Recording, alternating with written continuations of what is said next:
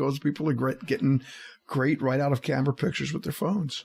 I think it's tougher. My brother said the same thing with graphic design, but what he said was that when they went from the line of type machines to desktop publishing, he said it's going to enable a lot of people to make crap. Yeah. There's a lot of crap out there. This is not going to generate talent. There's going to be a lot of crap to be sorted through. And he said, the market will become confused, but talent will survive. I agree. And you've got talent. Oh, thank you. You took good pictures. I mean, that shoot was great. Other than jamming me in a Cramel shirt, we have to take our department pictures, and he had a shirt there, and I had one shirt, one size. He's about one size fits all. And this was the size I was when I joined the department. 20 years ago. One guy came over, and he was bigger than you by a third, and I had to get him into that shirt. I said, look, it's only going to be pretty much from chest up. He says, but suck it up and let's make it happen. And it actually looked pretty good, the shot. Well, I actually had Bob was on the show, and I told him, I said, you need to eat a cookie or something, man. You need to put some weight on. Just guys over there dying in Winmore in that shirt. But what do you see? You talked about your legacy and talking to people and everything. And the motorcycle's always been your passion, and you do that. And you go out and meet people and stuff, but you're a private person. You're like a public private person. This is true. I am a loner. There's no doubt about it. I'm not a bar hopping fool, although I did have a lot of energy for that back in the old days. There was a time between, let's say, 17 and 25 that, let's say, maybe I got it all out of my system. So that there was a great spurt of energy let loose at that time. So no, I don't really socialize much out there. I can deal. I've got my girlfriend Carol. This is a shout out to you. I love you. And my kids and those folks to me are the most important things in my life, the most important people in my life. Other than that, no, I don't get out much. I go to these. I'll be doing a few rides this summer coming up. I'm actually going to sleep on the ground again. Haven't done that in ages. Where I'm going to do weekenders. Yeah. I said, I'm going to do this while I can still do it. Pitch a tent, put a sleeping bag out, listen to music blast all night long, drink flat beer, and, Now, are you going to go rustic with the tent, or are you going to do one of these tent condo things? No. In other words, what fits on a motorcycle goes with me. Oh, so it's all on a motorcycle. Oh, yeah. Okay. Yeah. Just like the old days. Okay. Not that old, actually. Haven't done it in a while, though.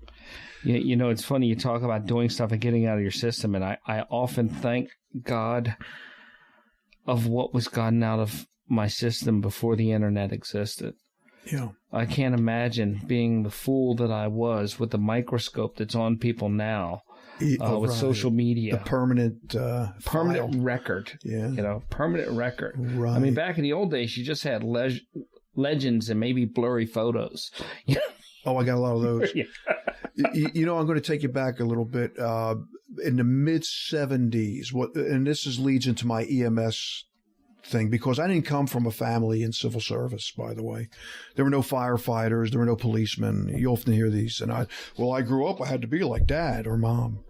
I was riding motorcycles in the state of Nevada. I was with a large group of friends, and we were in between towns. This is pre-cell phone days. The only thing you have were telephone booths if you wanted to make a phone call. And we had a horrendous motorcycle accident out in the middle of Nowheresville.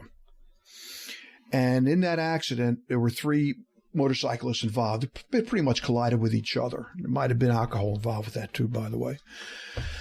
And they were in our group. 2 of them were fatalities. One instantly. No mistaking about it. It was a severe head trauma. And I remember the feeling of hopelessness. We were out in the middle of the desert. It was like maybe 4 or 5 in the afternoon. There were no cars passing. No cell phones once again, right? No telephones. And one of the guys hopped on a bike and probably rode 40 miles back to that town that we had just passed through. And finally, about 2 hours later, 2+ hours, the police wagon pulls up. an old Suburban. They open the back doors. They throw the bodies in. There's no attendants. Yeah, the meat wagon. But we sat on the highway with the 2 survivors. One died at the hospital, not knowing what the hell to do. We didn't know what to do. We were just lost. Most people aren't thrown into that unless they were in combat in Vietnam. And I said that I'll never allow that to happen to me again. In other words, I will find this knowledge. And here I am. One day I did find it. And I think that kind of like pushed me into that somewhere along the line. A lot of people in EMS have a story that, not to that detail, but they have a story where they encountered somebody and they knew that they needed more, or they were so impressed by who they encountered that it made a change in their life, and they almost like a calling. Yeah. But the EMS calling happens just a little later in life. It seems like, I see people that are like lawyers are, as much as I knock lawyers, they have a true calling. They decide they want to be a lawyer, when they're 7 or 8 years old. Right. I can't even imagine that. I have a lot of respect for lawyers, great orators. To be able to stand in front of a panel of your peers and judge and jury and get out all of what you have to get out. But that was my impetus, I think. I didn't know it because years had passed. We moved out here in 1980, 81, my ex and I, and started a family and a home. And I sought it out. One of those postcards arrived, as everybody tells you. Yeah, yeah. And I said, you know what? It came back. I said, I'm going to do this. And I went, was taking advanced first aid lessons down at Bridgeport Firehouse to be an attendant on an ambulance. And one of the first calls I had, Springfield Ambulance, was a gentleman got struck by a car coming out of one of the local taverns on Willow Grove Avenue. And it cracked the back of his head open, and he had an amputated leg because he got hit by a Datsun like 240Z. You just imagine it was like getting hit by a giant butter knife. Yeah, a wedge. And it was just a terrible call. And it was one of those calls. And of course, he was a fatality, but we didn't know any better. We worked him like there was no tomorrow. And, you come out of the hospital, and I didn't smoke cigarettes at the time, but the other people were smoking their cigarettes and, like fist bumping it away or whatever they did in those days. And I will say that was a make it or break it. That was like, I'm either going to stay in this industry or I'm not. It was like one of my first 5 calls in EMS. And Gail was on that call, by the way. And I knew that I could handle it. I'm there. I can deal with this. So I stayed. And it just wanted to move on even further to, paramedicine. And you, in the time that you've been doing it, there's been so many changes. But do you feel that the core things you learned back with Gail back in those old days are still the main things that are still in place? Oh, the basics. The basics Absolutely. Are always the basics. Always come back to the basics. And I'll tell that to new folks coming in. At the end of the day, don't get all caught up in the chemistry. What dose, what this, what that. Certainly know it, because you can get gigged real bad and lose your career on misdosaging of medications. But if you're totally confused, it's ABCs or CAB now. Yeah. But whatever, just push on the chest, stop bleeding, get that airway open, clear it out. It's always the basics. No one will ever fault you. No doctor will put you on the barbecue spit for that. But you mess up on dosing, or you mess up on, you got so caught up in trying to get an airway, you missed all the other things. You will find yourself not in a good place. Yeah, and there's no shortcuts around basics. There's no Yeah. I had Wes Fritz on. He was talking about firefighting, and he was saying that when he started, he said we bought a $100,000 fire truck. Yeah. And he said, and over the years and we fought fires with it. It had its problems. And now we buy a $500,000 fire truck. Yeah. He says, at the end of the day, you know what it does? It fights fires. It fights fires. That's all it does. Amazing. And things change, but the basics don't change. The gear got better. When I joined Winmore, it was boots and coats.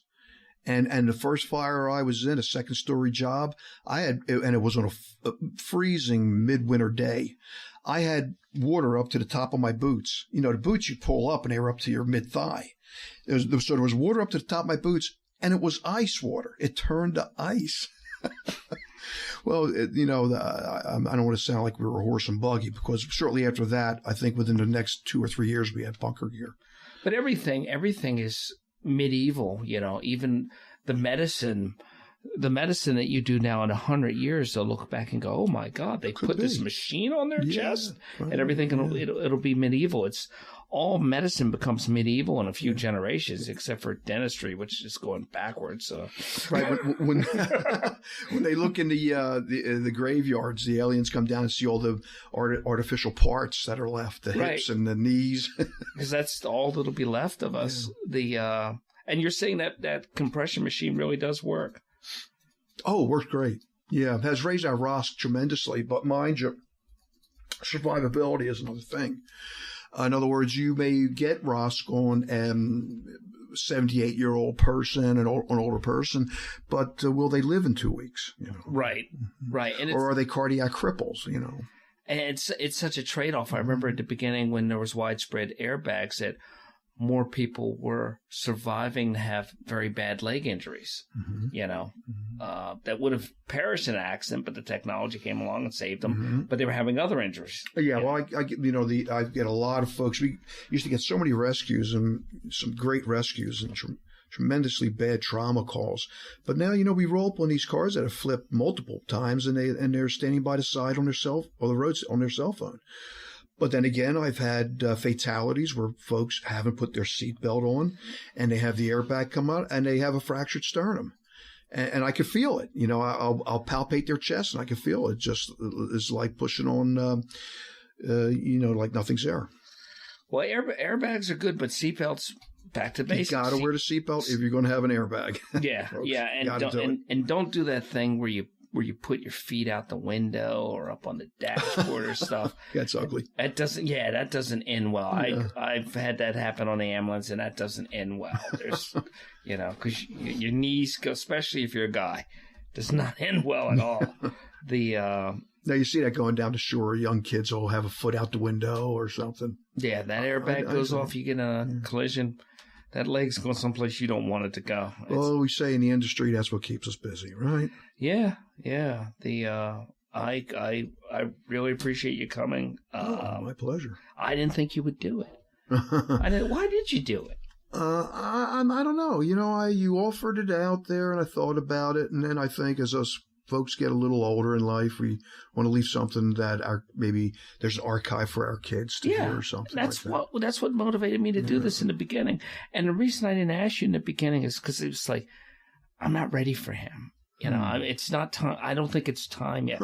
And then when I saw you were talking about retirement, I thought he's at a different stage. Maybe now's the time. But you were like on the first 5 when I wrote the list, and I'm coming up on like number 100 or something. I know. You've got some great interviews in there. I've listened to quite a number of them. And I hope that my children and my grandchildren someday will have this archive somewhere. Yeah. They'll be able to listen to it. And maybe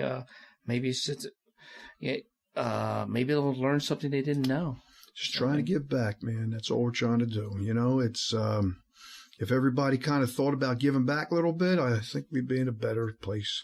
Yeah, if everybody decided to give 2 years of public service somehow, you know, volunteer service or something.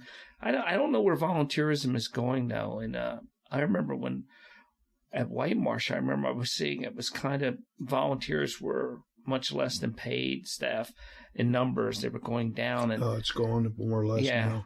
And EMS is just about going in, and you're wondering how that's going to influence fire.